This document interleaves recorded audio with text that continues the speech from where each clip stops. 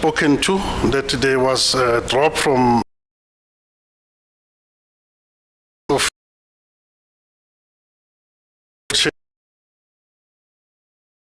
winter plan and summer plan.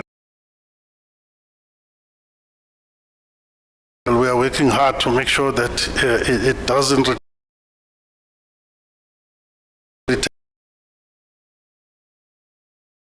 So there will always still be a risk, but with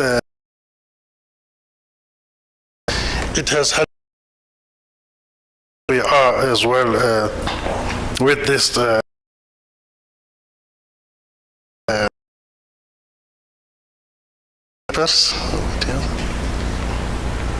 Thank you, sir.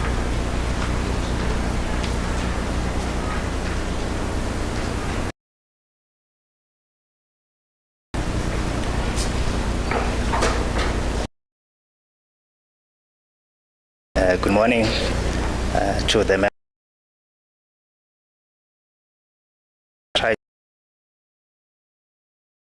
Outlining some of the factors that are relevant to a national transmission company. Represents an important milestones in the evolution of South Africa's electricity supply industry. It's the first that we are doing, and the factors, especially around the electricity regulation. Plan is a key element of the plan, and you may recall that Mr. Kasim made reference to accelerating the TDP. We'll talk a bit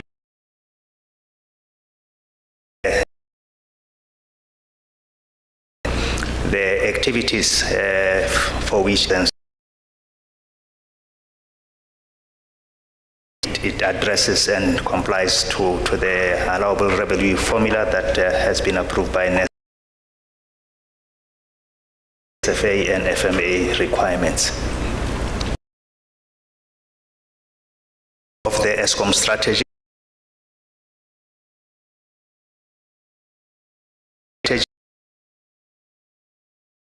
of what the company is seeking to do. We believe the company has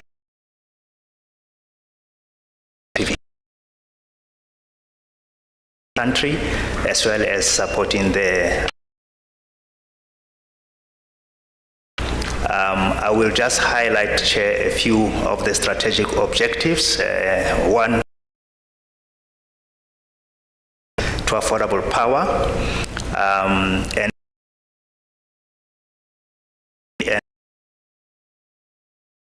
implementation, given where we find our grid capacity in relation to requirement, operational performance, and importantly also securing defense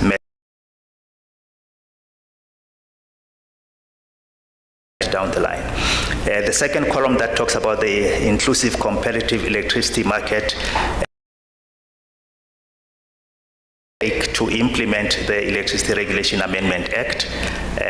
Members are aware that the Act has been signed into law, but it is not yet. We would expect that the law will come into effect, and then there are expectations on NTCSA in terms of that Act. In financial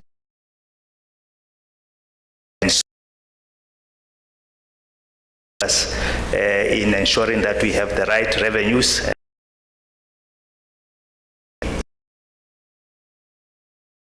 implement proper cost control as a business. And last, in terms of how we can implement the TDP,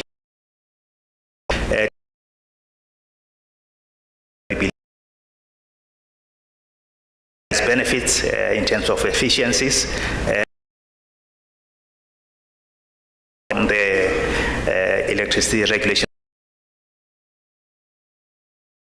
leading towards a totally independent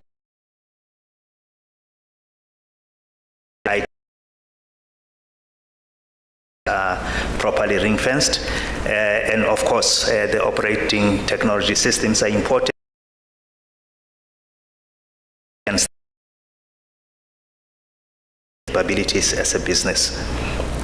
There's a number of enablers which I won't talk through.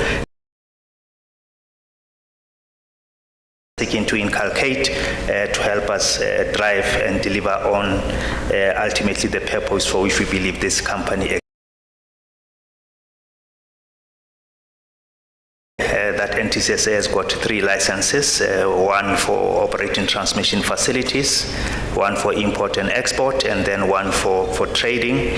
And this briefly just outlines how those relate and the key activities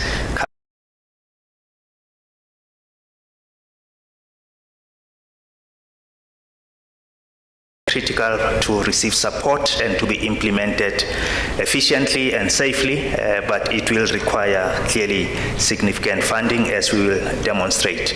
What we are sharing here relates to the TDP of 2024, Chair, which we published on the 30th of October as required by our license and the grid code. Just to give you a brief overview, Chair, of what the national grid looks like today, we basically have transmission lines at 275 kV, 400 kV, and 765, and they are depicted in different colors. As of the end of March, roughly 33,000 kilometers of transmission line, 453 transformers across 171 substations with a capacity of 155, let's say 156,000 MVA in installed transformer capacity. And these numbers are important, Chair, because as we reflect on the TDP and the outlook for the next 10 years, you will note a very dramatic increase that's expected and required. What we have also highlighted in the red box, Chair, is just that in the north of the country, we have a fairly well-developed transmission system, but as you look to the further south of the country, you can see that the network is very sparse. And of course, this is our legacy, that our electricity system was built around coal generation, which was largely located inland, and so that is why we are where we are, but the future is different and we are needing to respond to that. In terms of the objectives of the Transmission Development Plan, Chair, there's a number of objectives that this plan seeks to achieve. One, on the supply side, to integrate new generation capacity and also address system stability requirements, which we'll touch on when you speak about ancillary services. But there's also important to sustain and also support future demand growth. An element of that's also important is to ensure that we address the asset replacement requirements because that 33,000 kilometers and 171 substations, those assets that we have, it's important that they be well looked after, and that includes going beyond maintenance to actually replacing those assets that are not in good conditions or that have gone way past their economic life. And lastly, ensuring grid code compliance, specifically around the reliability standard of N-1. Chairperson, this is just a high-level summary of the Transmission Development Plan, the TDP 2024, and it is a very dense slide, so I won't touch on everything that is here, but this information is public. It's available on our website if any of the stakeholders wish to get more detail. But what you will observe then, Chair, is that there's a lot of purple lines, pink lines that go to the south of the country, along the west, central, and the east, and therefore a great deal of effort is required, largely to connect the renewables that are based largely in the south, to connect them and bring them into the grid, because the bulk demand for electricity is actually more in the north and to the east in KZN. We also highlight here, Chair, that we require 20 synchronous condensers to be installed at 7 substations, and this is something that's necessary as we increase the level of penetration of the variable renewable energy resources into the network. And this map, Chair, just gives you graphically where this synchronous condensers are to be located, and you will note that is in fact in the southern parts of the country. These are the areas of the network that are weak and where we are needing to expand, collect new generation, but we also need to make sure that in manner. We've also highlighted, Chair, just briefly the difference between the TDP of 2022 and 2024 because we didn't produce one in 2023 and we requested an exemption for that.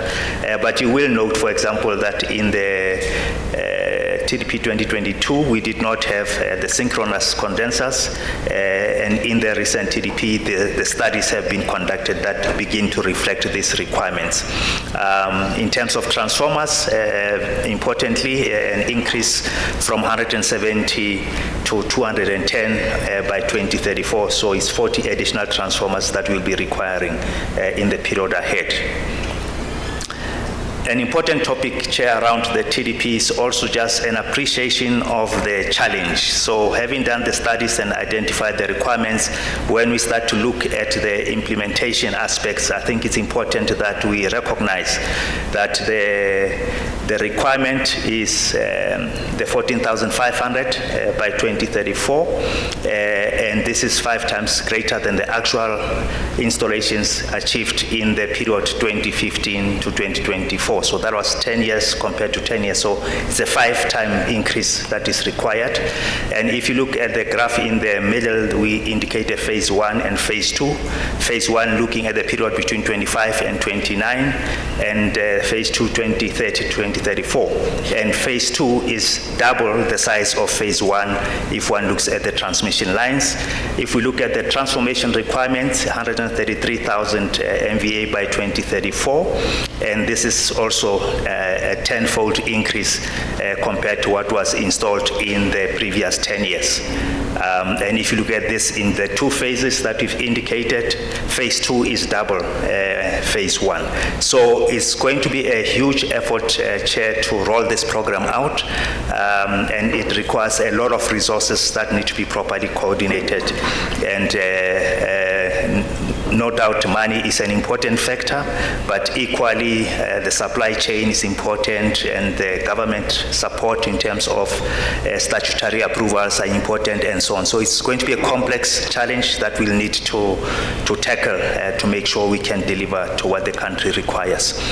Over the next 5 years, Chair, the TDP indicates that we will implement 5,000 kilometers of transmission lines, 41,000 MVA of transformer capacity, and this will allow us to connect approximately 30 gigawatts of new generation capacity. On the right, we just indicate the status of the different projects.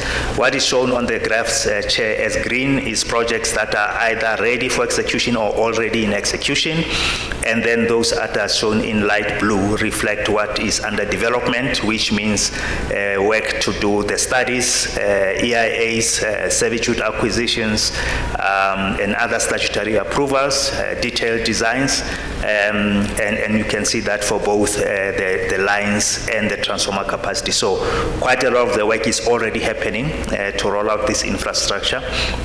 And this is important for us to be able to implement the RP, to be able to connect those generators that have already applied for connection, which is a significant number. Beyond the TDP from an expansion point of view, Chair, we also said it's important that we look after the existing asset base, and it's important that we go just beyond maintenance to also refurbishment to ensure the network sustainability and to deal with the replacement of those network assets that are either based on condition or performance needing to now be replaced so that we can maintain the correct system performance. And this just gives an indication of those different components in the networks, in this case, substations, high voltage plant that require to be addressed, and there's information that also deals with what is required to be done on the existing transmission lines from a refurbishment point of view. Last but not least, Chair, we've spoken about ancillary services. This is both a license and a grid code requirement. And the language might be misleading to others as to what is this stuff. It sounds not so important, it's ancillary, but it's actually very critical. This is a set of activities that are undertaken by generators, consumers, and network providers. The system operator is required to coordinate these services or activities to maintain the stability and reliability of the power system. And this is very well defined in the South African Grid Code. There's a range of ancillary services that are already specified in the Grid Code, including reserves, constrained generation, system restoration, and reactive power and voltage control. So all of these aspects, Chair, are very important for the safe and reliable operation of the power system. And as we've said, as we increase more renewables into the system, we even require more, as reflected earlier by the requirement for synchronous condensers.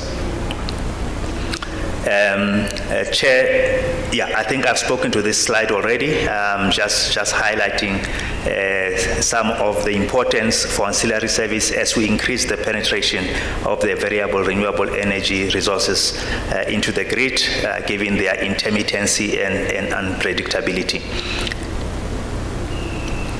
Coming then, Chair, to the application, this is a subset of what the CFO presented earlier, but I think it's also just application was started while we are also in the middle of the legal separation of NTCSA from Eskom, and it's proven to be a dynamic and complex environment, and we've really appreciated a lot of collaboration from yourselves in terms of licensing, from Eskom and other stakeholders to make this possible. But it's also necessary to note that the board was appointed in March of this year.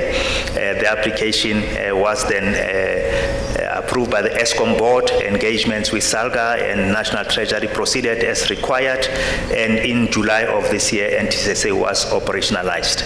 We are now obviously in the process of engagements on the hearing, but also to note some of the events that will have an impact of NTCSA, including that in August of this year, the Electricity Regulation Amendment Act was signed into law, but the implementation date has not been announced.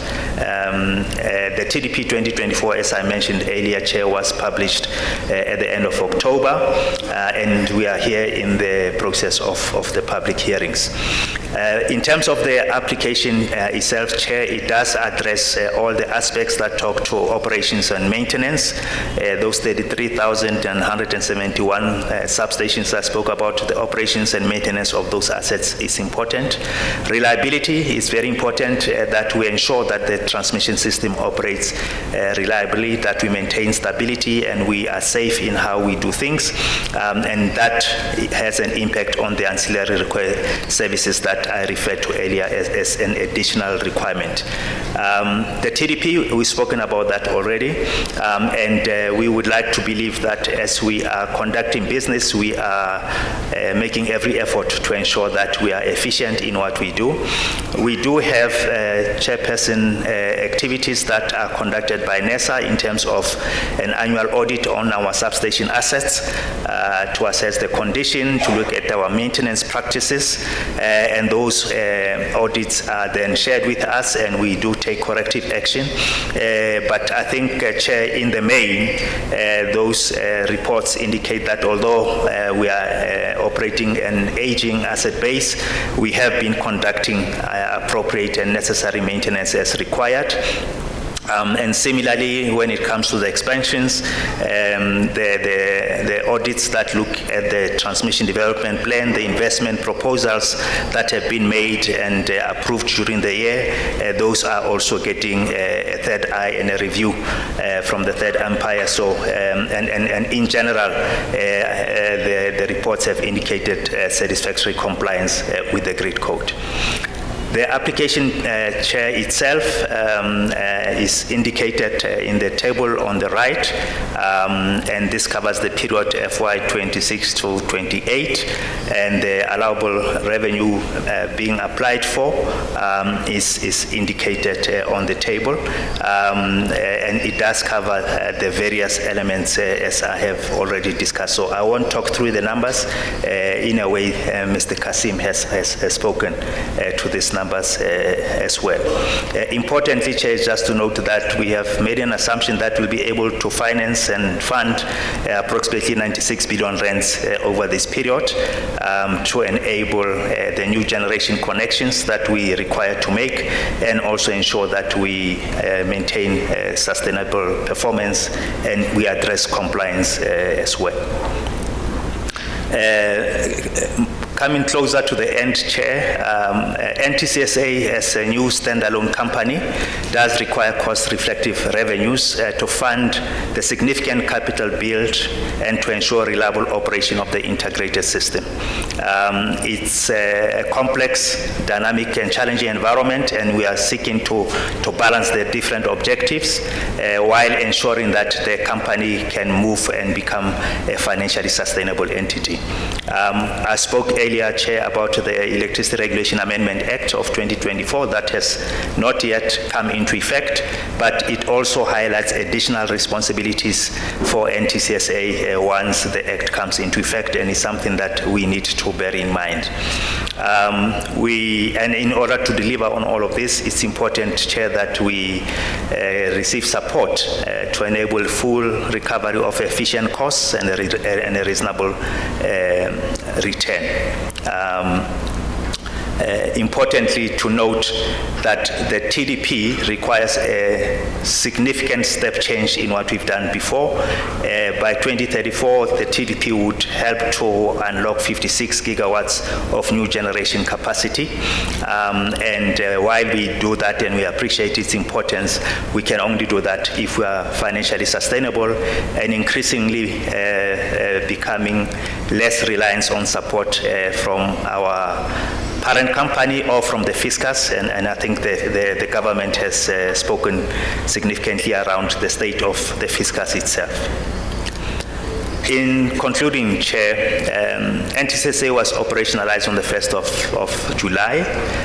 We've given you an overview of the strategy that is aimed at positioning the company to make a significant and positive impact on improving security of supply, advancing the just energy transition, and improving the reliability of the power system. Over the next 5 years, the TDP projects will enable 30 gigawatts of new generation capacity through the construction of 5,000 kilometers of transmission lines and installation of 41,000 MVA of new transformer capacity. To maintain system security and stability, given the large-scale renewable energy integration will become increasingly a challenge into the future, and hence we have started looking at synchronous condensers as one of the tools to help us address that, but the other ancillary services remain important as well. The step change, Chair, in the rollout of the TDP requires significant capital investment and execution, as well as additional resources to ensure that we can deliver on what is required to integrate new generation resources, ensure system reliability, and meet future demand requirements. We believe, Chair, that our application is cognizant of the need for efficiency in what we do, and that you will ultimately give us a full recovery of the efficient, reasonable return. Last but not least, Chair, it's important that we have a successful implementation of the TDP in particular, but also noting the related essential activities that are critical to security of energy supply, to advance the just energy transition, and to support economic growth. Thank you very much. Thank you very much, Mr. Skeppers, for the presentation and to ESCOM. I assume, Mr. Kasim, you don't have any concluding remarks in terms of just this part of the presentation. All right, thank you very much. I think the members of the energy regulator do have questions of clarity. I would like to start with Mr. Mkize. Mr. Mkize, if you may start with your questions of clarity. Thank you, Chairperson. And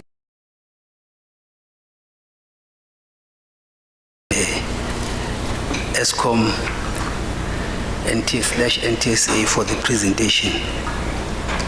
I would just like to maybe to Mr. Kasim, with regard to fraud and malfeasance, is there might be set aside as a provision excluding it from this application pending the outcomes of this investigation or the conclusion of this investigation. Application and the required revenue.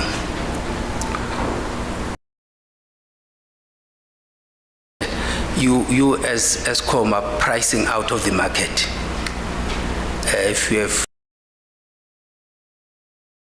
looking at that, which is in line with the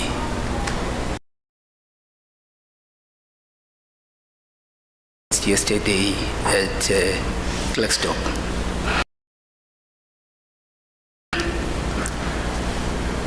With regard to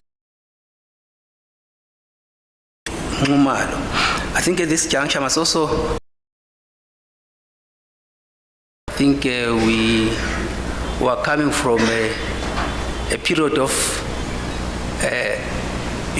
this 2023 we experienced unprecedented levels of load shedding, and we are going.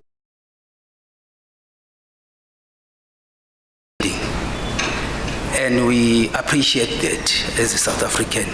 I think in this case I can say the South African community. And big ups for that. Keep up the good work.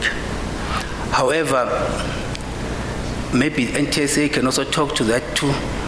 The issue of moving from load shedding to load reduction. Yeah, because that might not be what people are experiencing on the ground.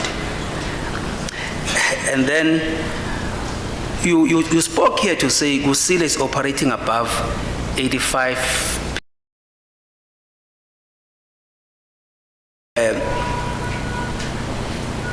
When you had, what is really, maybe let me say, what is really stopping us to get to 75? Date, because based on the time frame as was explained yesterday, is that with the 4 months left in the year, even if you're operating above 70, you won't be able to reach 70 for the year.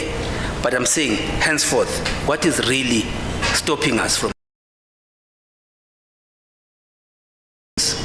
with regard to the generation from your side? If you can just explain, so this is clear also to the members of the public, because you say you want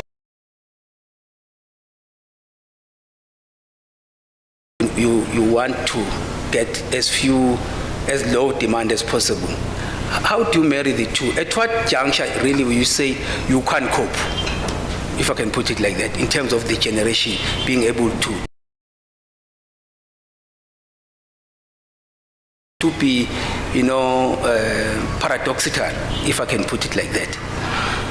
And with regard to the stack that fell off at Kusile, was that cost included as a recoverable cost, or you covered it via some kind of insurance? with regard to that. This also brings me to the principle of used and useful, because, for example, you're talking of the synchronization of Unit 5, and Unit 6 is going to come in 2025, if I'm not mistaken. Are these brought in as they are operational? Do that all along, so that we are transparent around this issue. And then the 6 gigawatt reduction in unplanned losses being reduction. The use of fuel oil is still on the increase. To provide, to refine that explanation, although that has been provided to us, but I think there is a need to refine it and to remove some numbers if they don't gel. And then with regard to Mr. Skippers, I would just like to understand these ancillary services.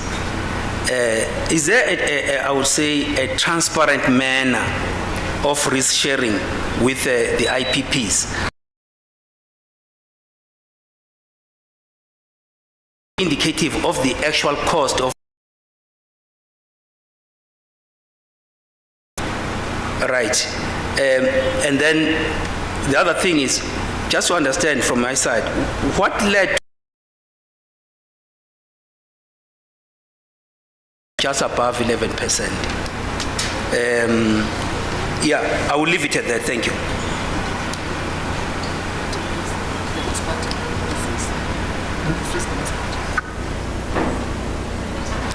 Oh, I was talking about the increase moving from 4% to just above 11% on the work.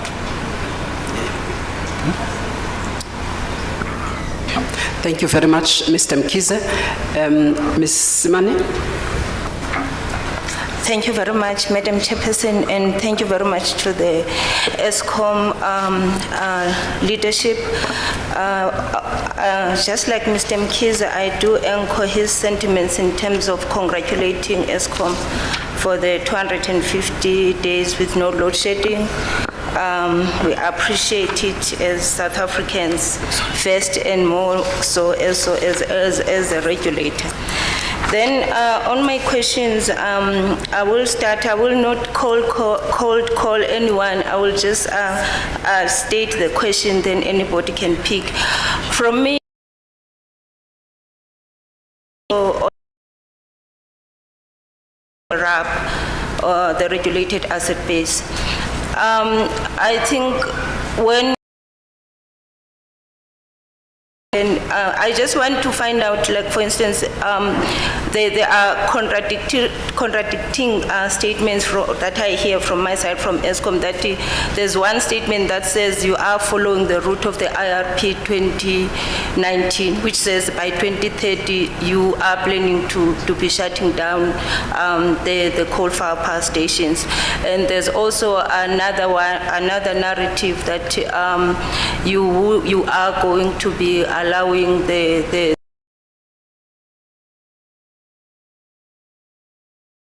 I just took the trouble to look on your 2023 annual report. There's no note under the fixed assets, so I couldn't make sense in terms of what the auditors are saying. And if you do have your audited annual report, you can generously give it to me, because I don't have a hard copy. What is it actually that you are planning to do? And nicely, NTSA said you are very committed to the just energy transition and economic growth. Then the other one, I think it came from the presentation yesterday. Don't get a presentation, so I don't know whether the bottleneck is at us or you. So we don't get a presentation. So when there was, it was presented yesterday, there was a presentation on maintenance and replacement, but on the slide itself, it was not clear which part is talking to maintenance and which part is talking to replacement cost. And today there is a clarity in terms of the maintenance, like the maintenance that the regulator has has afforded you and how you have applied that, and now we are enjoying load shedding free 250 days, I think, as a dividend to that. But in this application, it's not clear that a special way it relates to maintenance and also replacement costs. Then my other questions now is more related to what has been asked as a presentation was being prepared. I've heard Mr. Kasim referring to all the current, I would say, social relief packages, free basic electricity and all. But what from my side I would like him to do is to take us as a regulator as well as the public to ESCOM's confidence then in terms of this current application, like the 3 years, and also maybe you can be generous to go to the 5 years. And my question is, considering the quantums that you are asking for, which is 36% in the next year and all the other years which you know, then considering the fact that the country is coming from being very hard hit by COVID, which made the economy to bleed, then how do you think this 36% and other double-digit percentage that you are asking for are going to assist the economy to come back to its knees, either to pre-COVID levels or even to grow? Because you have in previous presentation asserted that you are supporting the South African economy to grow, and also on the fact that you are a state-owned enterprise, and everybody who has come to present has reminded all of us that the electricity is a public good. Then piggybacking on that, my major concern is also on the issue that has been being evangelically raised by unions, that then the quantums that are being asked are going to sabotage the country's ability to reindustrialize so that the economy can be able to grow. So I would like then ESCOM to take both the regulator and the public to its confidence in terms of how the country is going to be able to reindustrialize in light of the required revenue increases. And the last, second last one is also around the economic impact on this one. Also, I think as much as you have touched on the already existing social reliefs that the government has on application into account, how then do you think South Africans are going to afford, considering the issues that have been raised of unemployment rate, high poverty levels, those kind of things? And Madam Chair, without wasting. The last one is on the debt, ESCOM debt, not the one that you are owed by municipalities, now your balance sheet. Then on that one,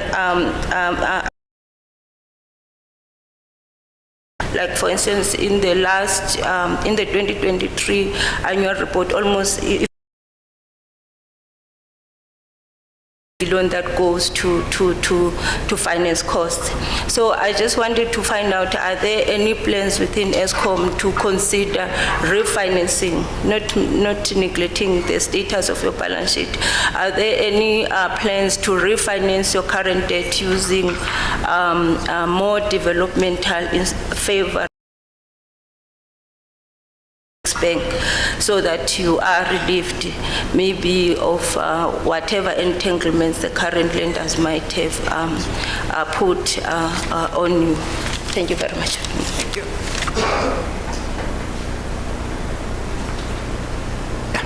Thank you very much. Advocate Sithole.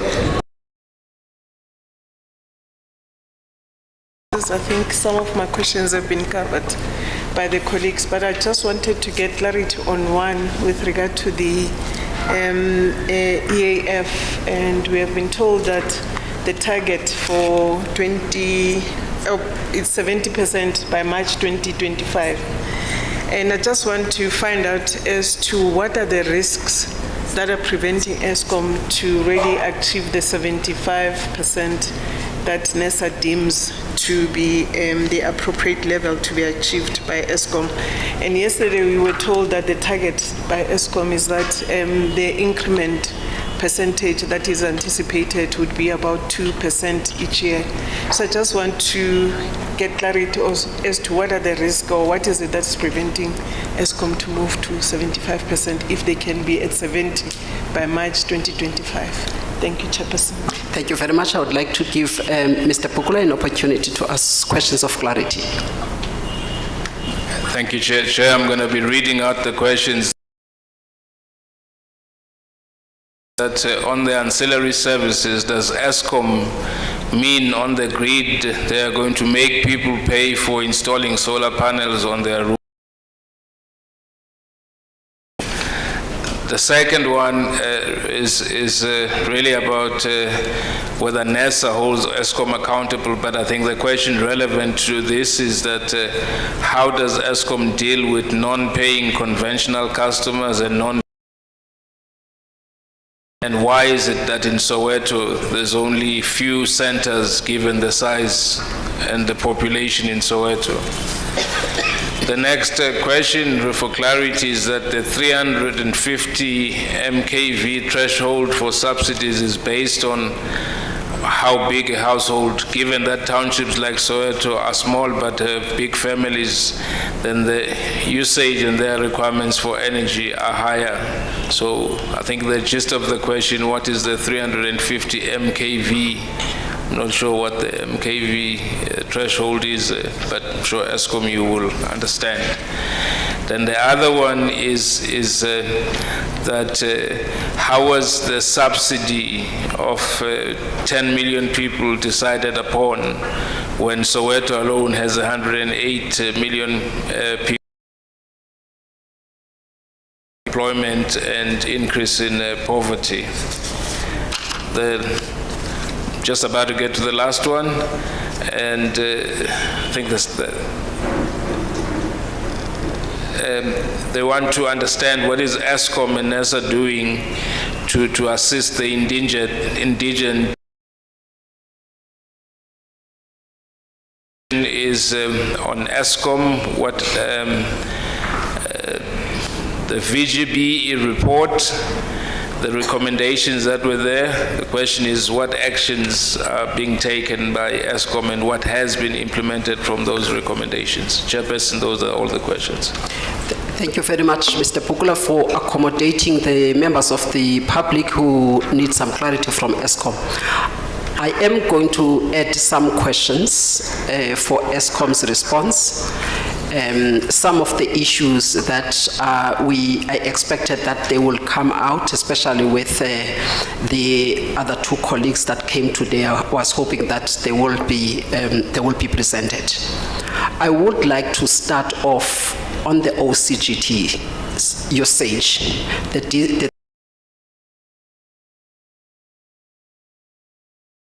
so that the members of the public, even when you explain, it should just be simple. So the usage of diesel to generate electricity, I'm looking at the amount that you've shown, which is the 10 billion rands. I do take note of the fact that you compare the previous usage and the cost. Obviously, that's not the benchmark, but I take note of the fact that you compare to that. Now that ESCOM is looking for NERSA to only compensate efficiently incurred cost, and ESCOM has also come up with the recovery plan on generation. Obviously, you reduce the usage of diesel. So I would like to understand, why can't this budget of 10 billion rands be reduced? I take note of the fact that in your application, you said, you made mention of the fact that the usage will be based on 6% load factor. But I'm just looking at the amount that is here. Obviously, the usage of diesel is not going to be something, to compensate poorly, the plant that is not performing well. It is something that is obviously not efficient. So I would like to understand, what will it take for ESCOM to reduce the 10 billion?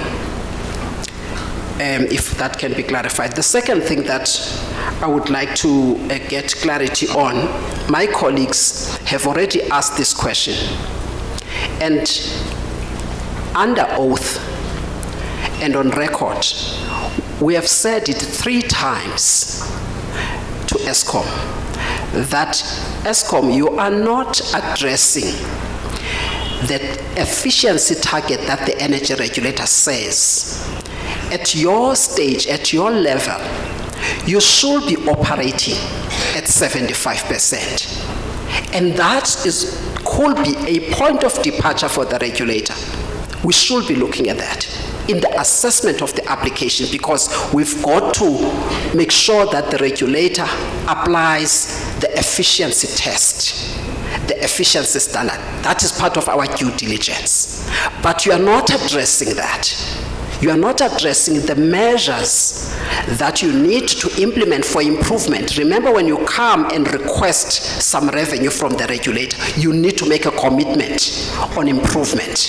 Yes, you have shown them there, but we are saying, Mr. Ngumalo has already said, as part of the generation operational improvements or recovery, that there are some units that are performing very well, some of them performing at 80% EAF, some of them 90% and so forth. We are not sure which units will give you a challenge in at least arriving at 75%. And when I say 75%, I mean annualized average. We had something else to say is not annualized average. That we didn't understand. Maybe you need to clarify that aspect on the annualized, because at least we need some average. To the extent that there are units that are giving you some challenge, you've got to clarify those units. Remember, you are asking more for maintenance, and you are not doing ordinary maintenance as you have indicated. Also out for the generation. You are also doing some refurbishment to the extent that such refurbishments are economical from a cost point of view.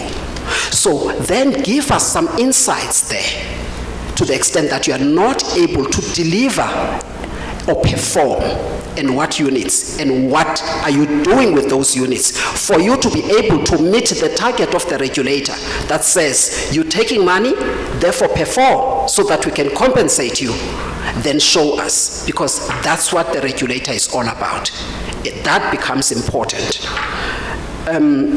So I hope that I have clarified that, and that therefore it should be justified by the kind of maintenance you are going to do.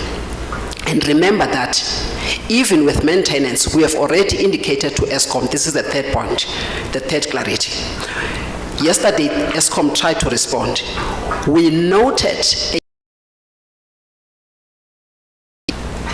and that is because ESCOM says, we need further maintenance. Yes, we understand that. We're saying, okay, if you need it, then justify how are you going to implement that maintenance, even the capacity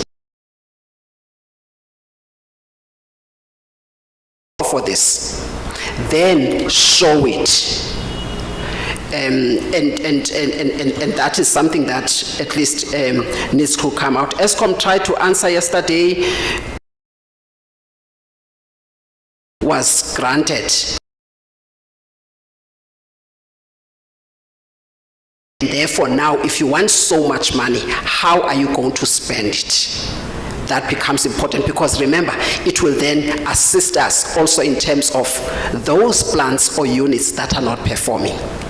We need to get to that point of understanding. Let me now come to the question for clarity on unplanned losses. You made mention of the fact that previously ESCOM was not doing very good, and it's at operational level. You were sitting at 18 gigawatts, and now it has been reduced to 12 gigawatts. The question that we asked, I think we asked it in PE, and it's still not coming out clearly. Why can't this be reduced to 10 gigawatts, for instance? Because remember, the public already has said, ESCOM, and those were presentations made in PE, they said ESCOM must also look at its own losses. What is ESCOM doing in improving its own losses? Because by so doing, at least there will be some positive benefits. Hence, I'm asking on this one, what will be a problem for ESCOM to reduce it to, say, to 10,000 megawatts? Or 9,000 megawatts. I'm just showing those figures. I think previously ESCOM used to sit at 10,000 megawatts. Why can't that be reached or even reduce it further? Will there be a problem? Especially because you've got a plan now and you are saying that it's to improve your performance. Can you please clarify that aspect? I think I did touch on maintenance and the maintenance cost and the fact that they are high. But the interesting thing that, which is something that the energy regulator must monitor very closely, especially with the execution of the maintenance for purposes of performance. Because if now the number of days that are going to take 80 days is going to take, say, 160 regulator to also shift in terms of its sort of enforcement approach, because we will then expect that such units must be taken 160 or 160 days. It means that they also have to be assured of the scoping of that maintenance. About reducing your unplanned losses and also just improving the performance of the plants. Let me quickly go to two issues on the NTSA.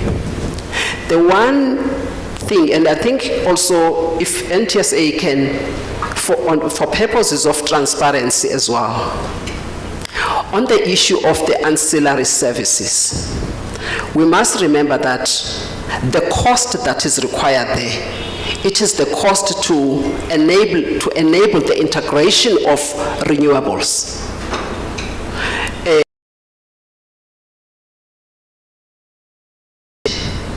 As well as that, the cost that you are adding for the synchronization of the condensers. So I just want to find out then, in terms of the fact that, I mean, consumers, not all consumers have access to renewables. That's the first thing. The second thing is that even with those that will have access, there are other issues of congestion, and therefore, you will not be able to dispatch renewables or certain plants and so forth. And then there are issues of curtailment. So look at all of dispatched, but it could not be dispatched, and there is a cost for that. So if you put all of those things together, and the next thing, there's also some infrastructure that is required, and then consumers also is a concern. I think it's important to address this aspect of the ancillary services and the timing of it. I think the timing of it also.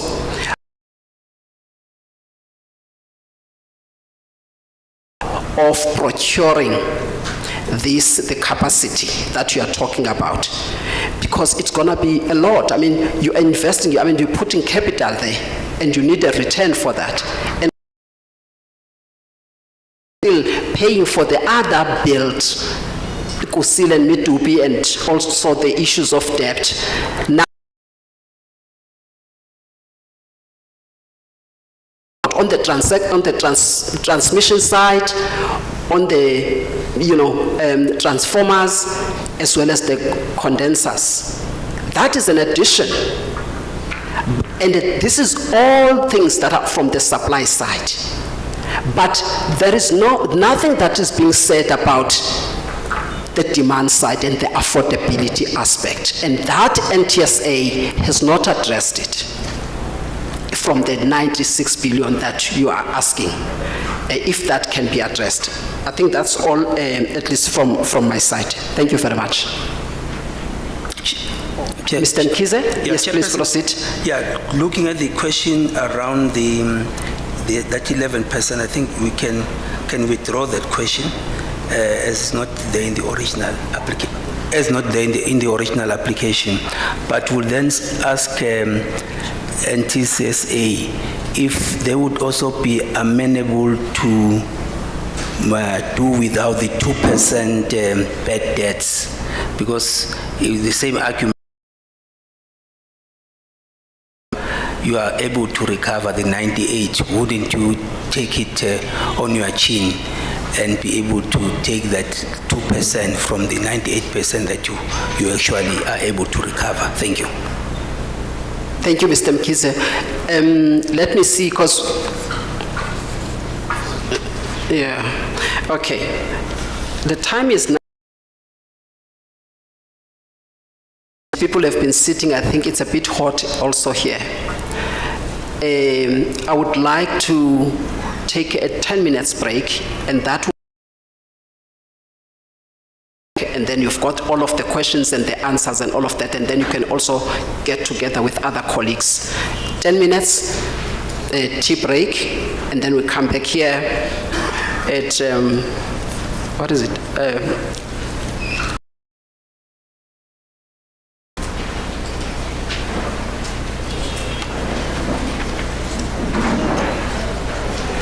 Okay, people that have presentations, if you have any presentation in front so that you can load them up. Thank you.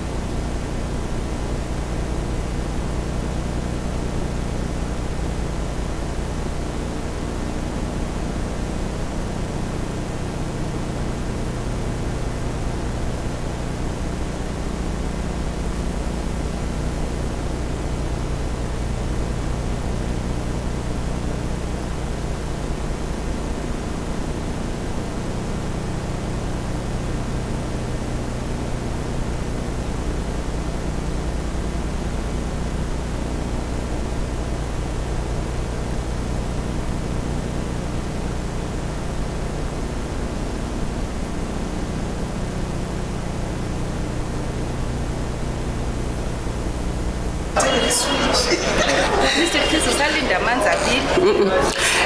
you please, may we settle down, please? We have to resume the hearing.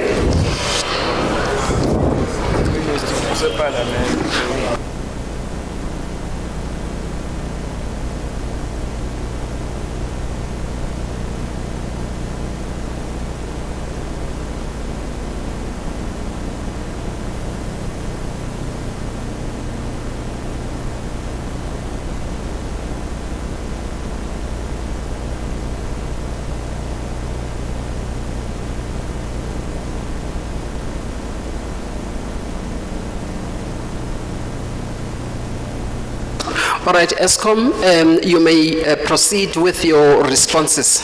Thank you. Thank you, Chair. I'll start, and then Sekamoto will follow with his responses, and then lastly, Becky. I think firstly to Mr. Mkize's question around fraud and malfeasance, and can we attach any random amount to it? I think that is very difficult to attach. We wait for the investigations to be concluded, and importantly, we look to then recover those amounts. Any amounts that are recovered through fraudulent activities, we do include it in subsequent RCAs, effectively giving it back to the consumer, reducing future tariffs. But Chair, we'll also take this question back and come up in writing in explaining why we can't do that. It is a difficult question to answer and to come up with a number, but we'll provide that in writing. Chair, with regard to pricing ourselves out of the market and price elasticity, I think we've demonstrated and presented a number of benchmarks around electricity prices throughout the hearing, showing that we're not at the top end, but we're not at the bottom end. And with regard to the elasticity aspect, Kabelo Masike, tomorrow when we close in Gauteng, will do a bit more detail in that closing around price elasticity. Chair, with regard to that question, if I then move on to the others that I will answer to Ms. Semani's question with regard to can we restructure our debt? No, we can't go and restructure our debt because in terms of the covenants, those will trigger issues with regard to the rating agencies. We do, however, as part of our debt portfolio, have a number of DFIs, including the New Development Bank, Chinese Development Bank, World Bank, and other African Development Bank. So we do have that in our mix, but we can't go and restructure our debt. It'll breach covenants, and we'll come back with in writing as well around that question with regard to the debt. If I then move on with regard to other questions in terms of, and Becky will add to this with regard to the RAB. In our application, all the units that we have in the RAB will be available in this MYPD6 to meet the methodology requirements in terms of use and usable, and that will be addressed. Our understanding is if a unit wasn't available in that year, through your RCA mechanism, you will then also adjust for it. But we believe the units that we put across the fleet in the RAB will be available during that 12-month period. If we then move on in terms of the socioeconomic impact and not only free basic electricity, as I spoke about, and the application, Chair, at the end of the day, I think this affordability question is a bigger socioeconomic question that government also needs to address and come to the party. We can only do so much in terms of tariffs and how we structure tariffs, and government needs to also contribute to solving the challenges in terms of the inequality, poverty, and unemployment. With regard to the unions and are we, through this price increases, deindustrializing the economy? Chair, no, we believe to the contrary. At the end of the day, reliable supply of electricity is a catalyst to growth. We've seen that come through so far in terms of reports, not only through the Reserve Bank, but also international communities and stakeholders have commented that based on the more reliable supply, they have revised their GDP forecast for the country to higher levels. But electricity supply and price are not the only factors that do impact on GDP. There are a number of other factors that do influence the GDP of the country. If I then move on, Chairperson, if I deal with the issue with regard to specifically Soweto and in terms of our CNCs, our hubs in Soweto, Diepswert, Zola, and there's another hub in Soweto. We have reopened them to deal with the KRN2 issues. They will remain open until the 13th of December. All other avenues effectively for customers to contact Eskom are through our virtual platforms, but we also have our colleagues from the region that we can pick up additional questions to address that. If I look then, Chair, in terms of some of my other questions, and I can always come back, with regard to the 10 million under FBE, Chair, versus the 108 million in Soweto, that is a government initiative, so I can't comment why only 10 million and not a higher number with regard to that question. And then I think the one point I want to talk about is, and Becky will elaborate, with regard to the OCGTs. I think it's important when Gav from the system operator presented the importance of having OCGTs available in the mix, especially now that we're running them as intended as peaking stations, especially during evening peak. As the renewables come off and then you need to ramp up for the peak, that is where we see that through the system operator we are utilizing the OCGTs. Chair, your question on the 10 billion and that 6% load factor, and can it be lower? I'll ask Becky to address it and we'll also take that on board. With regard to the rear debts, let me help my colleague from NTCSA. That relates specifically to distribution, the municipal and the metros. So that 2% question, Chair, is for us to answer, and we'll come back during these hearings whether we can absorb the 2% of rear debts. I think, Chair, those were questions from my side. I'll ask Sekhamotso to come and talk, and then Becky, and then I'll come in at the end. Thanks.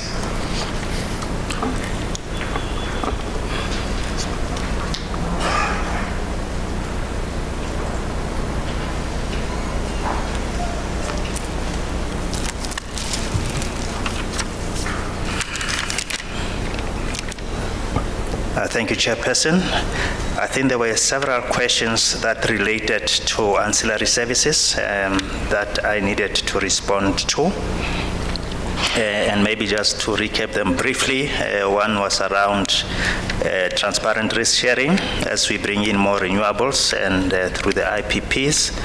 There was a comment about ancillary services and asking for people to pay, who have rooftop solar PV, to pay for ancillary services. And then there were remarks around the new infrastructure like synchronous condensers and curtailment. So I think those were broadly, Chair, the questions that I picked up. So, Chair, just to recap, you will recall I had a slide that talks specifically about ancillary services, to say there's a range of contributions, activities that fall under that bucket. We spoke about, for example, reserves, about system restoration and so on. So there's a range of ancillary services that the system requires. And just as an example, the reserves is really for dealing with a contingency that if a generator trips, there should be adequate capacity in the network to actually continue to be able to supply and not have instability in the system. So all of these ancillary services, Chair, are in fact described and prescribed in a way in the grid code. We are required as the system operator to annually produce a report that articulates what are those ancillary services technical requirements, and that's something that we continue to do, and we'd be happy to make that available if it will help. But to come then closer to the issues, Chairperson, that relate to this broader topic around, let's say, curtailment and the like, perhaps just for illustration purposes, Chair, to highlight that if one looks at our energy mix 10 years ago, the bulk of what would have been in the system would have been conventional synchronous generators. It would have been the coal stations, the nuclear stations, power plant that has a large mass. And those generators actually provide a range of ancillary services by almost naturally, if I can use that term. Because it's rotating mass, it provides the system with inertia. Because of the design of the generators, you are able to get voltage support. You are able to get reactive power support onto the network. Whereas where we are and where we are going, you are getting an increasing number of the generators being variable renewable, that are inverter based, that do not in fact have the characteristic of producing inertia, voltage regulation and the like. And that is one of the issues why we are highlighting that as we go into the future towards net zero, which is a policy direction from government to say this is where the country wants to get to. As we get more renewables, these issues around ancillary services will become increasingly important, because we have to find a way to compensate for what we lose when we retire the big machines. And I think that's something that we need to be mindful of. So that is the one part, Chair. And then related, as I indicated, the way the network is configured, we do have the large machines up in the north parts of the country, Mpumalanga and so on. And the further south you go, there's really very little. Essentially, you almost only have Quebec as a large synchronous generator in the system. And as you bring in more renewables, it is necessary to find ways to make sure that the system is stable by providing, in this case, synchronous condensers as one form of ancillary services. But as I indicated, there are many categories of ancillary services. So the point around, Chair, the new infrastructure being synchronous condensers is really aimed to make sure that we are able to accommodate and integrate more renewables as is required by the RP 2019 or 2023, but also to accommodate the private generators that are applying. And we need to make sure that the system will be stable enough to accommodate these requirements. So that is the one part, Chair, I think that we thought we should explain. Secondly, Chair, there's a question around the risk sharing and as to who contributes to paying for this. The way the grid code also specified, and I think is very similar to how ESCOM understands it, is that transmission use of system charges are contributed by both the demand side and the supply side. So generators have to contribute, and the demand side also has to contribute to pay for this transmission services, if I use that term very loosely. So the IPPs, renewable, or even ESCOM as an IPP or as a renewable provider and so on, all will have to contribute to these services. And then, Chair, there was a question around curtailment. Maybe just as a reminder to the chairperson and the panel, we've been having a conversation around congestion curtailment. And there is a detailed application that is in front of NESA. Perhaps it's at the technical level at the moment, around the request and the proposal of how we believe we should deal with congestion curtailment into the future. And the motivation for that is really also to optimize the CapEx versus the OpEx. In that you could bring in the infrastructure and be able to accommodate all the renewables, and if the infrastructure is not there, you would not be able to integrate them. Or you could take a risk-based decision that says by implementing congestion curtailment, you are in a way better optimizing the overall system.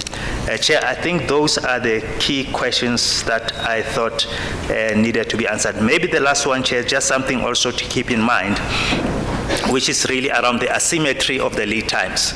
As you will be well aware, for a solar plant or a wind farm, your typical lead times is probably 24 months to 36 months. Whereas your transmission new lines typically run 5 years to 10 years, depending on where and how long and so on. So you do have that asymmetry in terms of the lead times, and we are in a way a bit on the back foot in that we are trying to catch up, considering all the applications that we've received, considering all the interest to develop more renewables as customers, whether it is through private procurement transactions or through the bid window program by government. We are seeking to find a way to make sure we can accommodate the renewables in a safe and reliable way without compromising stability of the system. Thank you, Chair. Thank you very much. Mr. Skeppers?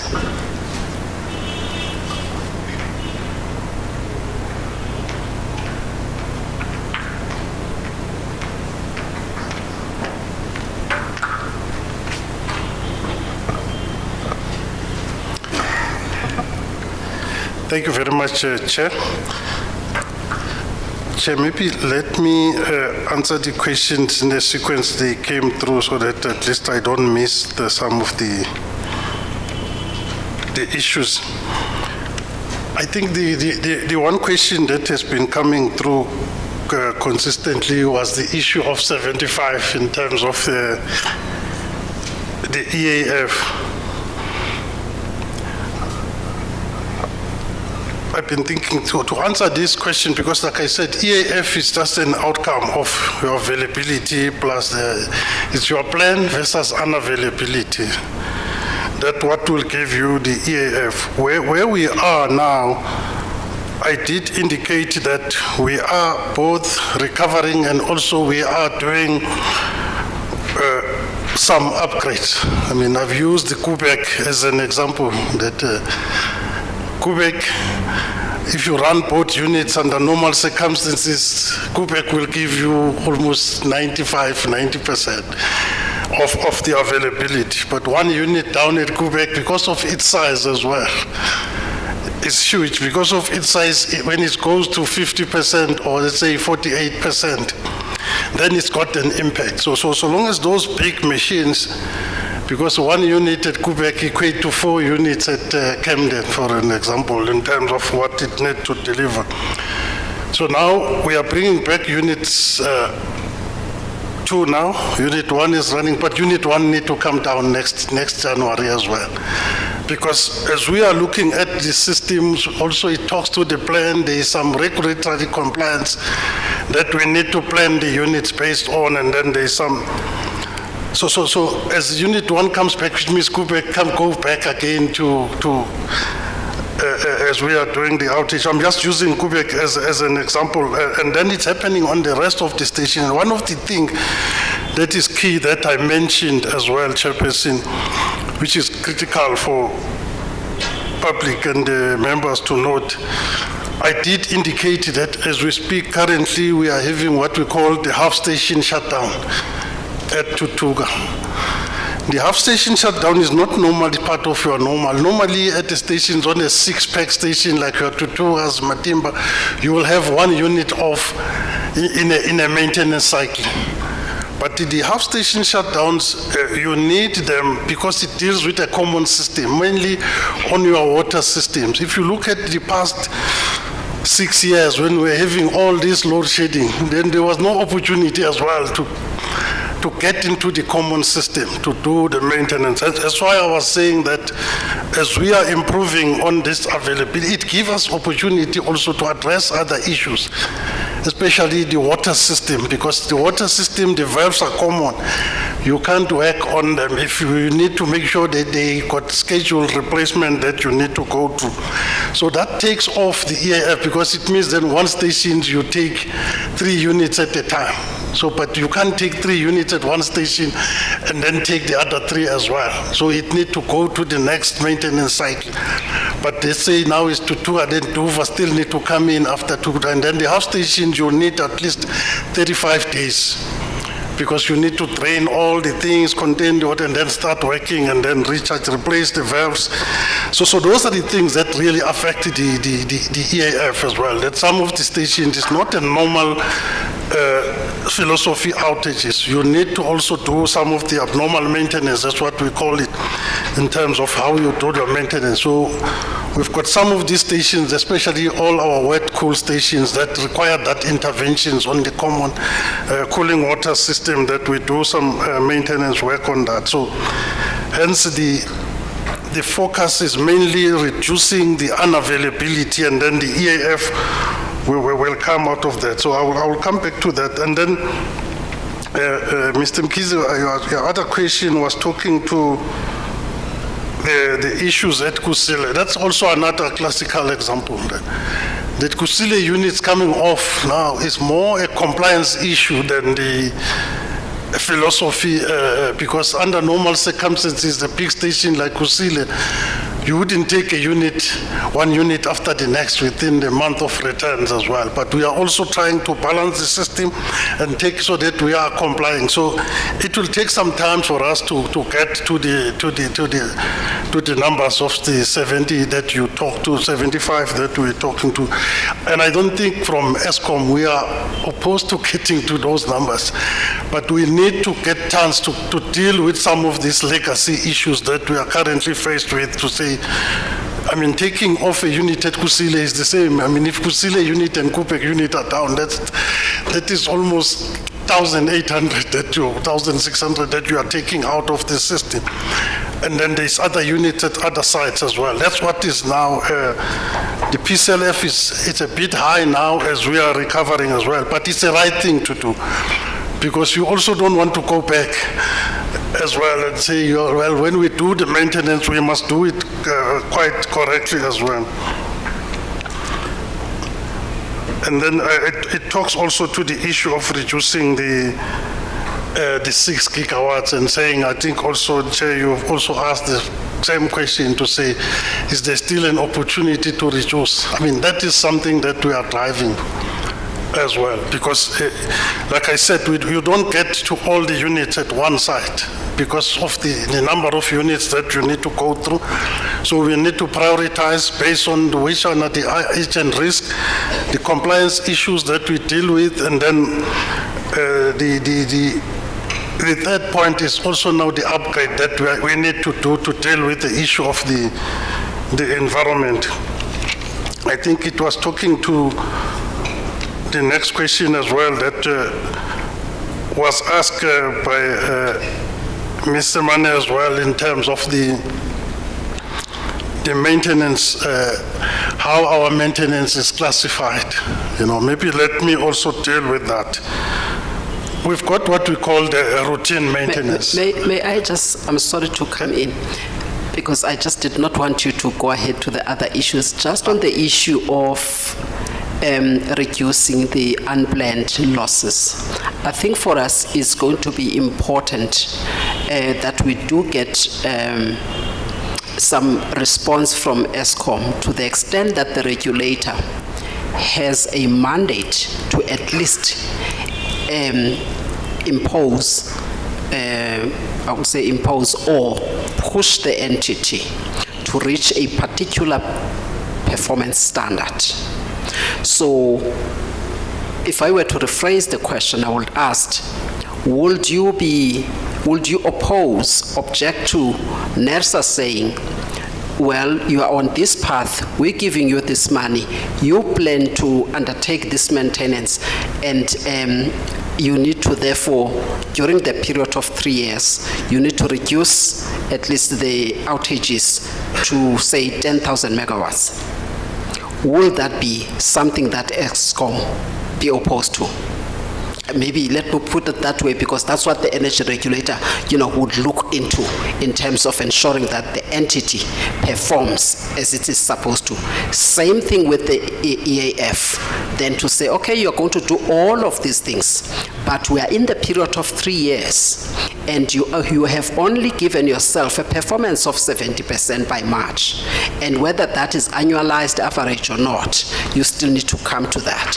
Then if the energy regulator says, well, for an entity such as ESCOM, we need to make sure that we will put you to 75% as an efficiency target. You've got to do anything that you've got to do, but at least as an independent body, that must ensure that you perform in accordance with a particular standard. Would you oppose to that? Thank you, Chair. I think it's not the opposition per se. I think what I would put forward as well is that, because continuous improvement is something that we are looking for, but what we said, given the fact that we were at 18,000 plus, there were reasons for that got us to that as well. And that we, maybe 10,000 would be a stretch to say we are now at 12,000. We know there's still a variability on the thing, because like I said, when you fix the stations, you don't go through all units in 1 year. The measure overall as a standard in one's plant, it should be 1 unit, in a bigger station like your Letabos and your Matimbas, that you go through the 1 unit. So we still got a number of units that we need to go through in the 6-year cycle, because 1 unit might go through what you call the mini overhauls, and then there is some inspection outages. So maybe it's something to say, let's get incrementally as well. Maybe it's talked about 12,000 and then going down so that we don't, because then these are the things that start creating behaviors that are not necessary, that become short-term gains.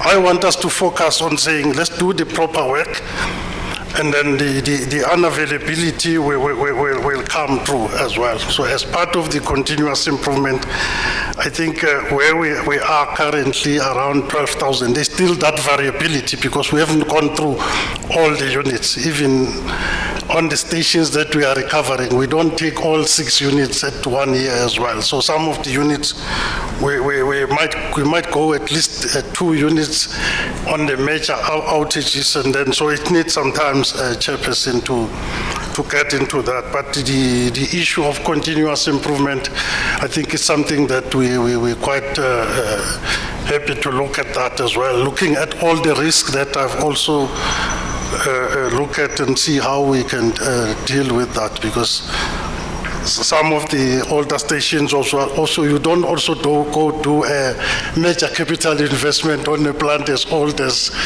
Camden as well. So there you do some maintenance that keeps the plant just running to make sure safety is run correctly. There is no breach in terms of the safety requirements. Hopefully that Chair tried to explain what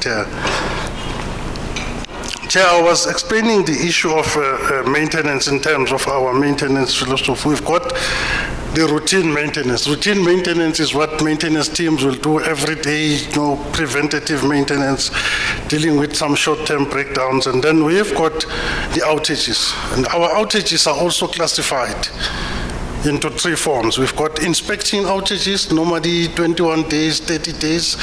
You get into the boilers or turbines, you do some quick inspections. And then we've got what we call the mini overhauls. There you don't go through all the things on the turbines. It's also, but you start replacing some parts, and then we've got the general overhauls where you fully open the whole turbines as well. Those are longer outage, and then that is normally part of our capex as outages. But party to that, we've got what is called refurbishment. like what we are doing now at Letabo to deal with emission issues. We are putting the sulfur plants, we are upgrading some of those plants in Tutuga and most of the plants.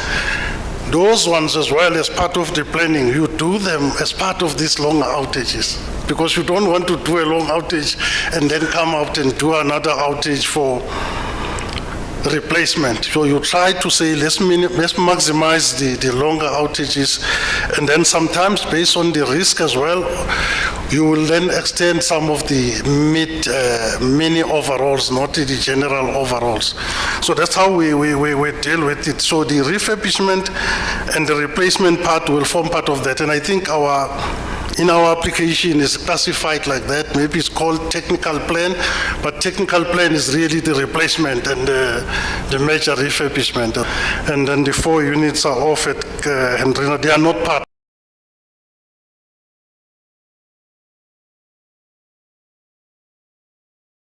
So as the application, but those that have been taken off, not off. That also talk to the issue of, because you remember as well, even these 3 stations, a plan was that we will start shutting them down from 22 up to now. We would have taken. We are, and then in engagement. Units are still needed because, to shut down the unit when the country is in load shedding, it wouldn't have been a prudent thing as well. Firstly, it talks to those older stations as well that are running now, that there was initially the plans to take them off, apart from the Komati ones that are already off. And then also the part of that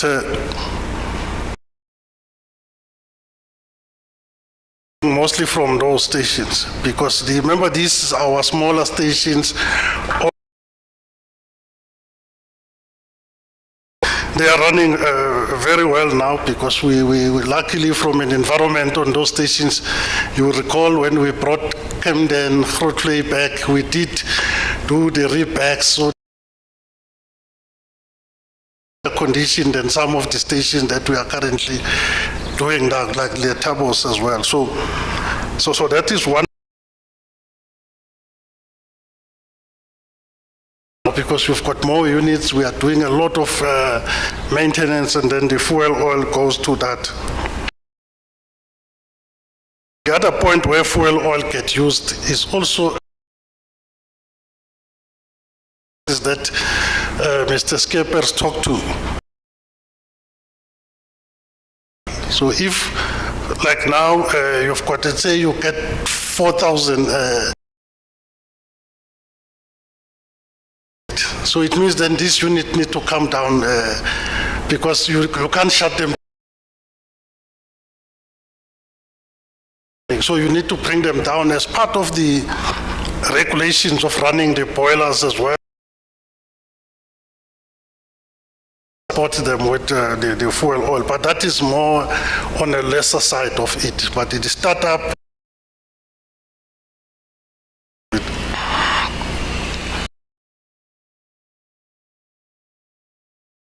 from member Sitole, Advocate Sitole, a question that is relevant to us was to generate.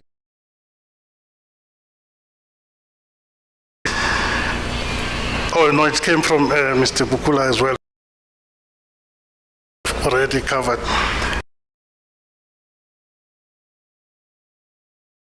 I mean, I must also state that there was nothing that was new. Recovery plan already as well. Most of the our own assessment within the report, the processes that are part of what was in that report. So we are dealing with that, with all the stations as well. So it's part of all our recovery plans.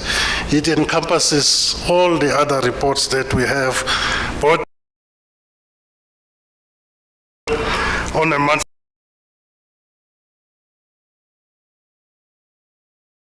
team on those issues, Chair. So I can give you that assurance to the regulator that all the reports that are there from the other in a holistic manner as well.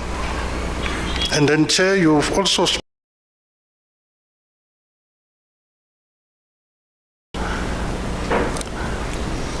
the diesel, I think the colleagues did indicate from Caleb that when my colleague from system operator was presenting as well, he indicated the importance of this diesel as well. Because if you look at 6%, it's actually even less than what you run the diesel for peak. Let's say 4 hours in the evening, it's already 8 hours. It's got to be more than the 6%. But because also in line with what you are saying as well, Chair, this continuous improvement and also driving ourselves down, we are not asking for this 8 hours per day. It's more closer towards the 2 hours. If you look at this 6%, is actually it's closer to that 2 hours on a daily basis. But the OCGTs or the gas or the diesel, as you rightfully say, it's better to explain. The use of diesel is critical just to support the peaks for the system operator utilization. And I think where we are now, the way it's being used, and most of the times we're not even using it because there's adequacy. But the way it's currently being used, I think it's what it was designed for, where we are. And between ourselves and the system operator, I think the way it's being run now, it's really on the correct side. Hence, we are open as well to want to see those savings as well, because that is the second indicator, Chair, to deal with the issue of whether we are going in the right direction with load shedding. Firstly is to stop load shedding. And then once we have got all these other units, then the diesel get used quite sporadically. Way as well, but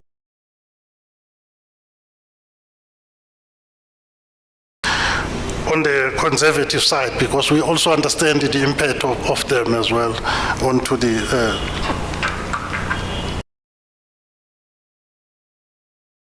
to address, Chair, the issue of inefficiencies that we are dealing with, that we previously we used to say we use load shedding as a last resort to protect the system. We're saying the same thing with the diesel. We want the fleet to be. It takes time, and we are. I must say we are getting. Gonna give us that reliability as soon as we can get that. Kusile, we finish now with it. Because their size and also to deal with ancillary services that are critical for us to deal with that. The issue of the jump on the maintenance cost.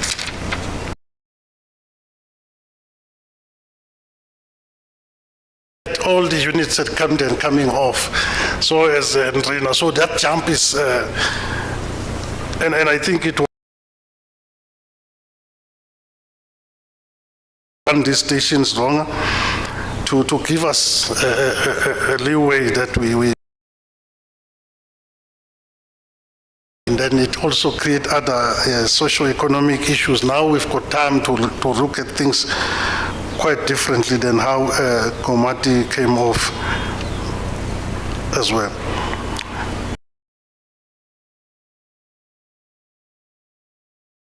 Explain it now to say, you know,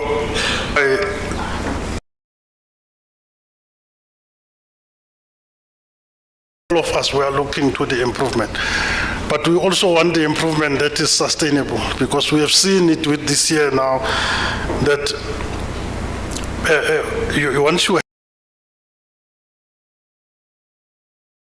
I mean, we start to see now the tutuas getting stable as well. So it also goes to the confidence of the plant. And I mean, the two of us running all 5 units stable. we can start dealing with some of the issues, but the units must be running. Employees become confident in terms the confidence was not at the then some of the results will come through. We are seeing that, Chairperson, so we will continue to look at that. I'm saying that we are now at 12, we're still seeing the swing, but not a swing that goes us to the 18,000. I think that will be something that is quite bad, Chair. Yeah, I think, Chair, that was the last questions. I think, Caleb, I've covered most of the key issues that I needed to deal with. Chair, if there's some points that I might have missed, then I can close it. Thanks, Chair. Thank you very much. Chair, apologies, I forgot the load reduction, specifically reduction.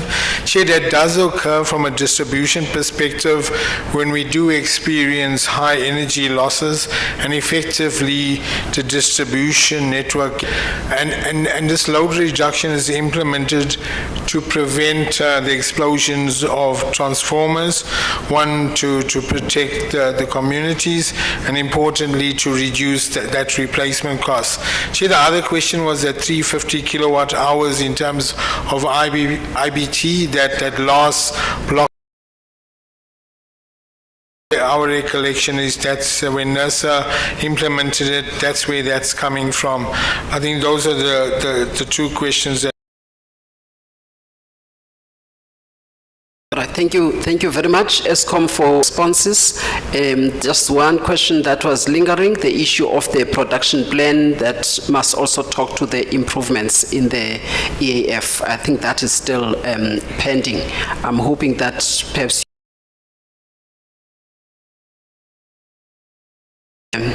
the declining sales regarding, just when we look at efficiencies and the cost going up and all of that, and now there's also, adding more capex, when you look at the entire application, NTSA also coming through, but then what are you getting as the energy output? I think that becomes important. So I would for money. I think that's important. All right, thank you very much, ESCOM, for your presentation. We also thank you for bringing some of your colleagues that are going to be able to address the energy regulator on specific issues that are within their expertise. We really appreciate the fact that ESCOM has cooperated with the regulator in ensuring that the questions are adequately answered. All right, thank you. We now move on to the next presenter. This is Grassroots for Climate Action. I've got the name of Clement Mwepuli.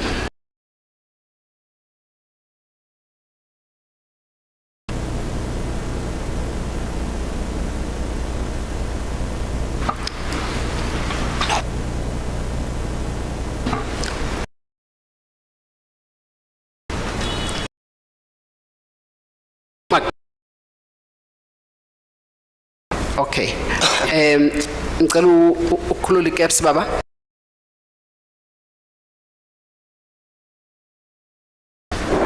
Do you solemnly declare that the evidence you are going to present to the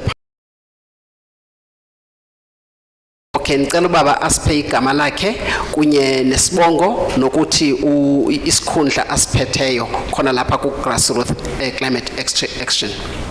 Okay. MYPD from grassroots level for climate action. In short, G4CA. My position is to justice in this just transition world. Me, I'm based in. That's my position. All right, thank you very much. For those who need interpretation services, make those in terms of the channels. We have channel 1 for English, 3, channel 4 is Afrikaans, so you can make use of those. electricity secure, resilient, reliable, solidarity, humor, and just help of all government departments and full power to implement the just transition framework where no one is left in this very high, expensive cost of living and cost of electricity. The Constitution, but it guarantees the right to other aspects of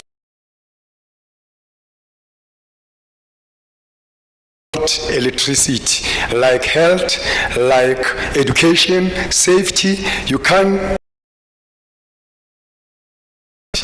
operation NTC, National Determined Contribution for 2025, because these are action to follow the just transition emissions from 1.5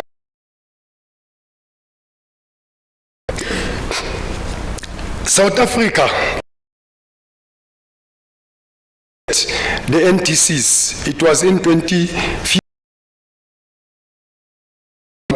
The last round are coming next year. We, as Climate Action,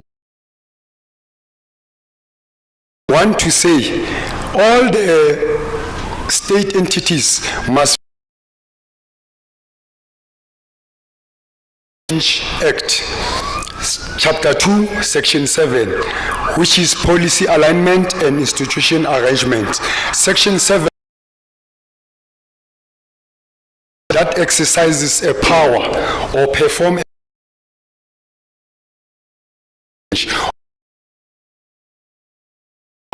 aimed at achieving, promoting, and protecting of sustainable environment. Amend and coordinate and harmonize their policies, laws into consideration. And all other departments must check that Climate Change Act, Section 7, 1 to 2, which efficient response to a long-term just transition to a climate-resilient economy, development, and insight we must have Africans. Whereas the Constitution section, the constitutional right to an environment that is not harmful to their health, for benefit of present and the future generation. South African, you must take Change Act as your act. It is there, it was implemented, but it's not, it was been. Everyone must align their policies for the NTC, for the new determined contribution, because it doesn't talk about just transition. I'm spreading this weight. Energy, it must also enforce for the community, for the end users, and for all who live in South Africa. I'm going to quote a quote of from AfriForum against state entities. On the judgment, Judge Kubishi have said are unlawful. All the methodologies and the benchmarkings and all the system that are using are unlawful because we have to revive, like Climate Change Act said, we have to revive, renew, and also adjust our policies. That's why I'm with the case that was happening also in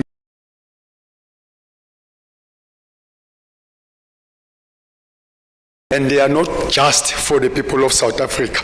That's why I'm quoting to you, NERSA, to you, ESCOM, to you also municipalities, SALGA. And then, when we have these methodologies, we have to challenge it according to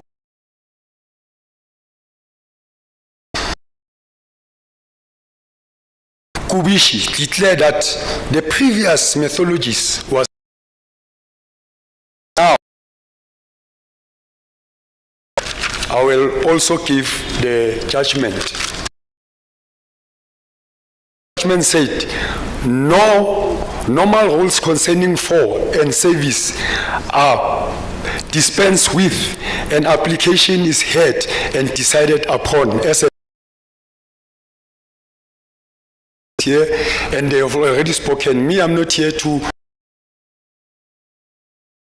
Africa to know what you must go and do. The NERSA mechanism for approval of municipality electricity tariff is set out in the notice to municipal licensed electricity distributors 29 of January 2024.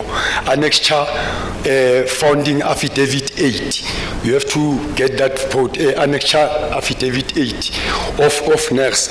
For 2024-2025 municipal year, NERSA shall concede, and if they are legally compliant, must approve such electric tariff. But the municipality are based on cost of supply. This assumption methodology, we need the cost of supply to be known. Pay like this, like me in Ekurhuleni Tembisa, we pay a lot of money. ESCOM is nowhere to be found. We charging you. When you go to Makula, when you buy units 400 rand, they charge you 10 rand. For 200, 10 rand. How much? Language as well. Okay. Also, okay. Or from the to say Kazini now we are. This, okay, for the, tell them, they won't tell you where to refer. NERSA is prohibited from considering and approving municipal electricity for 20, and subsequently, municipal electricity tariff are not based on cost of the cost of supply studies by the notice electricity distributors of 17 November 2023. No municipality shall be entitled to levy increased electricity until NERSA have approved.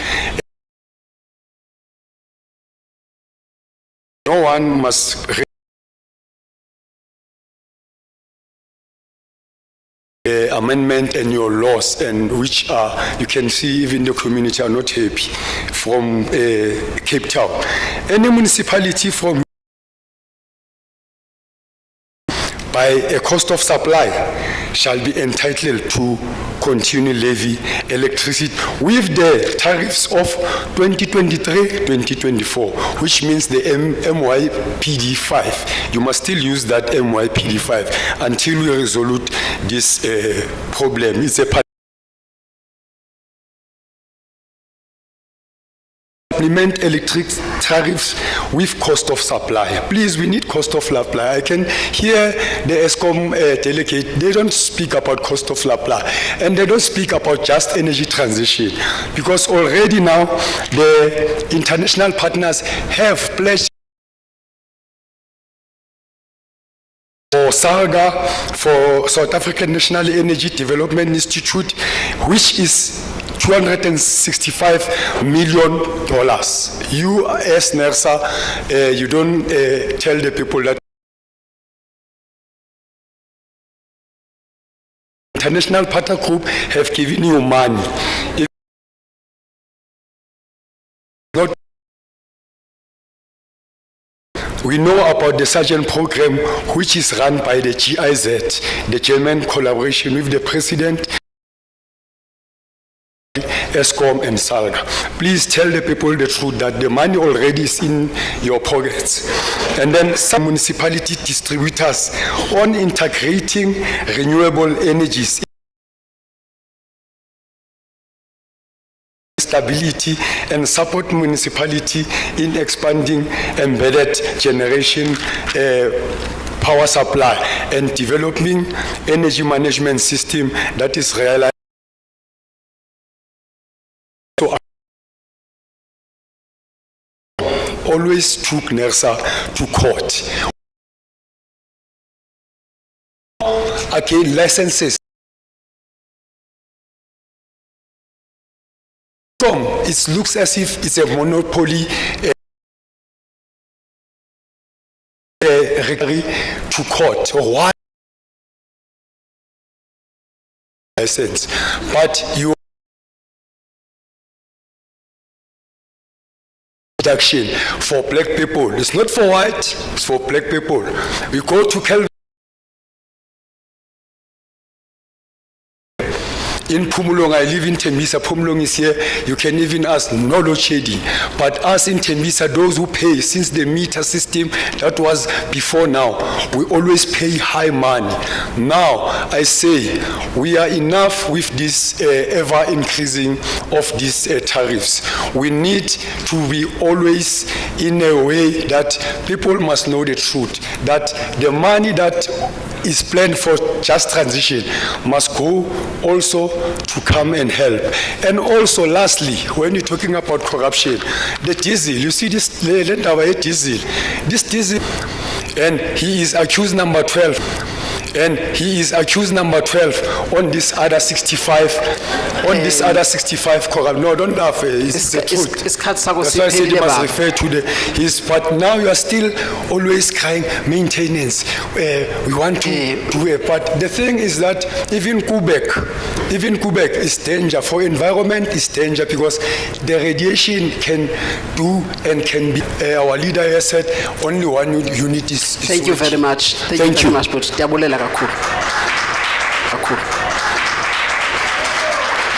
all right, we now move on to the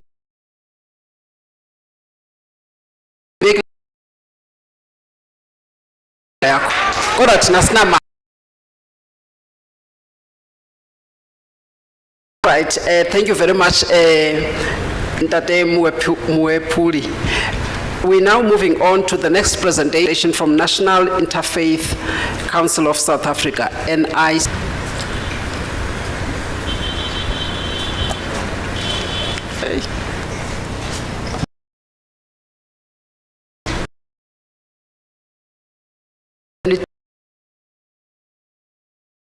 Give to the panelists the truth and the whole truth.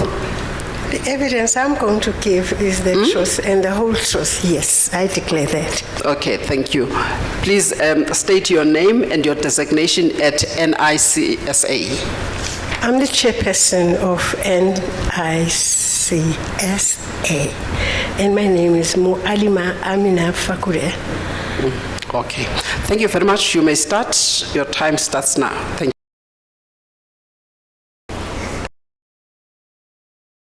Rahmatullahi wa barakatuh. Peace be upon you and the mercy of faith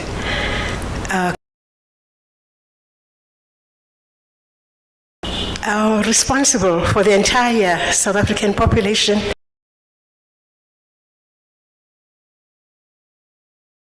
So today they said, I must come in peace. Take and as members of the human race, or defending anyone.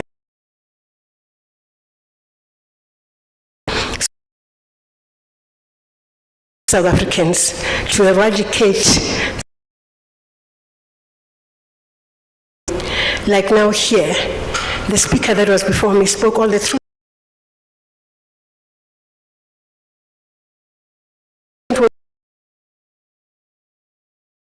Let me begin.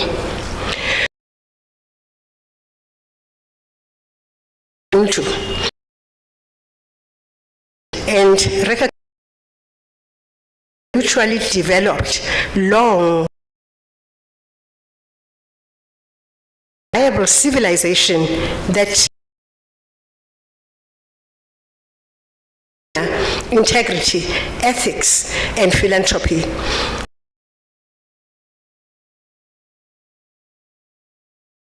To flourish and prosper, each according to capacity, in gratitude, the maker of all. Difficulties and challenges of how to live, the violation of the divine order was exercised, and the advent of colonialism and slavery brought to bear the aberration of private ownership of natural resources that private ownership was about electricity, which should be a free commodity. Free electricity. Water.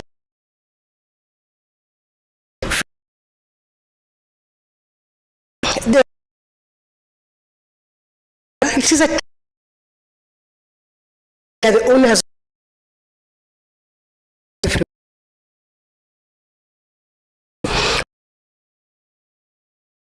the rules on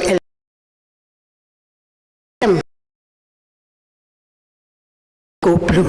I was shocked. He said South Africa is going.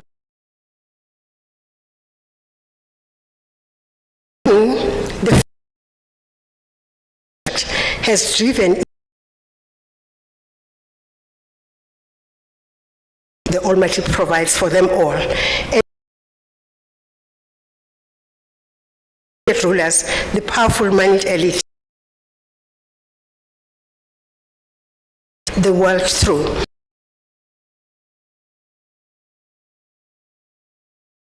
Of the global elite is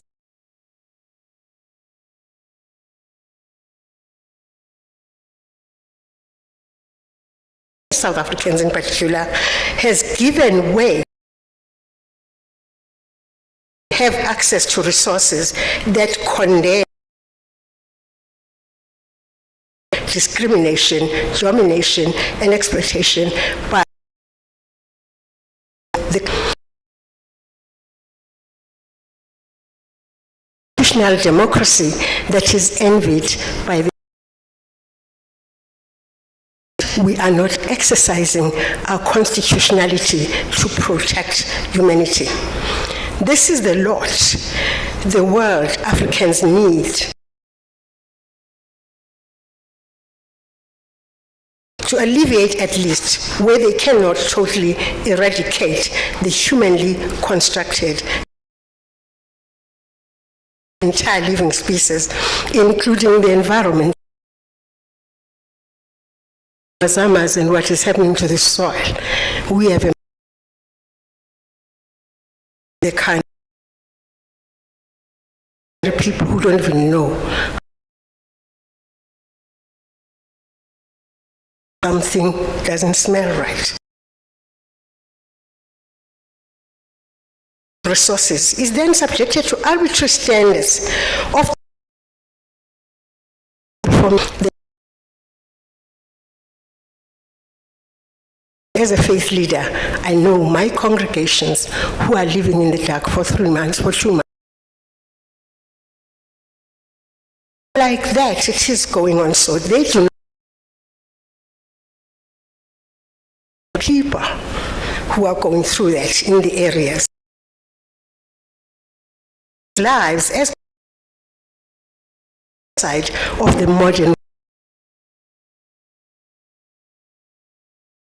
to stay alive, to feed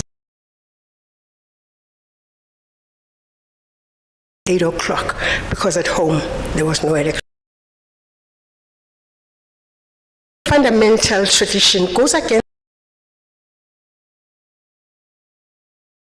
and maintain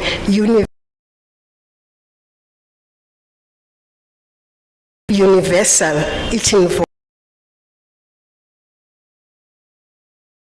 autocracy operate socially negative awarded as ventures for profit. They mention profit.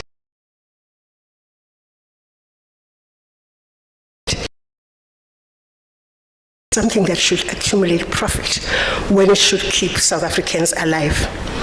Accentuating of countries which, rather than in terms of their state of being or growth, etc., all of which enhance life, interchanging of philanthropy and acts of solidarity. Instructions such as gross domestic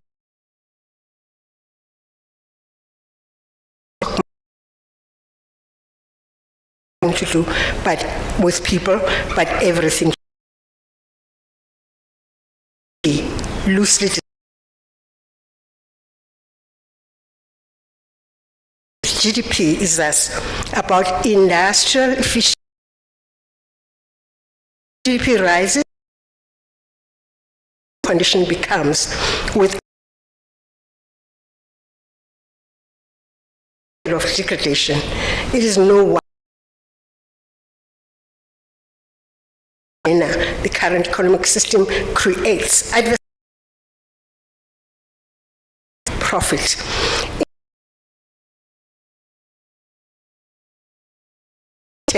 Of bringing about crime conditions closest to home, as I've already managed,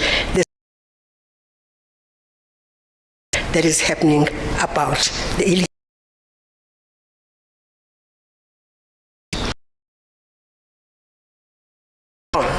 In creating problems, even situations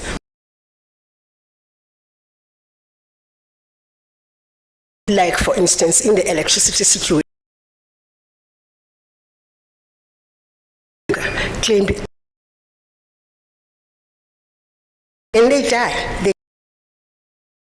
The system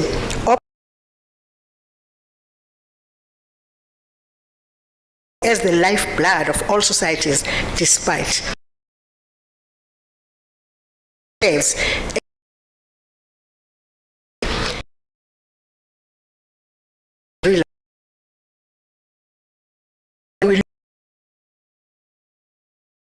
True.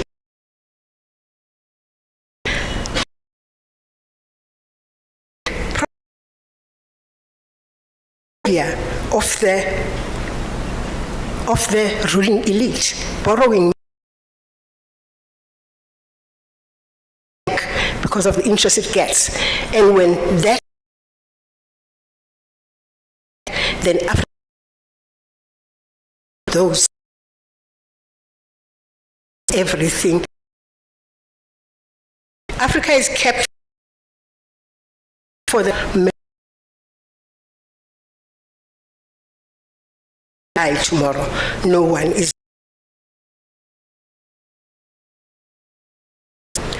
All human beings, as far as I know, are inherently endowed with and aspire to exist in the ambit of love, peace, justice, so that even though on Africa and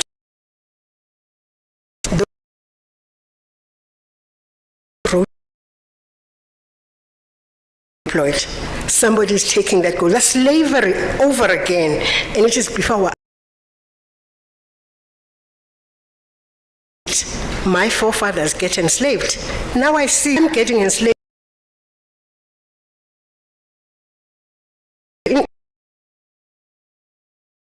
The Federal Reserve Bank, describe the working of the Federal Reserve Bank. The peace and the impact thereof, that peace with themselves, have the ability to